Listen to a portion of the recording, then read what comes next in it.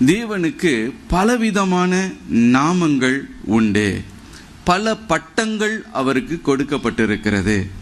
அவருடைய நாமம் யெகோவா ரஃபா என்று அவருடைய நாமத்தை சொல்லி அழைக்கும் பொழுது, நீர் என்னை குணமாக்குகிற தேவன் என்று நாம் பார்க்கிறோம்.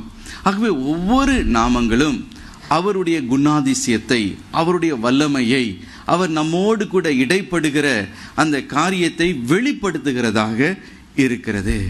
இங்கே கர்த்தருக்கு ஒரு நாமம் கொடுக்கப்பட்டிருக்கிறதை நாம் காண்கிறோம். அவருடைய பெயர் என்னவாம்? சமாதானத்தின் தேவன். அப்படி என்றால் யெகோவா ஷாலோமாக அவர் இருக்கிறார், சமாதானத்தின் தேவன். இன்றைக்கும் நம்முடைய ஒவ்வொருடைய வாழ்க்கையிலும் ஒரு தெய்வீக சமாதானத்தை அவர் கட்டளையிட அவர் வல்லமை உள்ளவராயிருக்கிறார். ஹல்லேலூயா, ஹல்லேலூயா.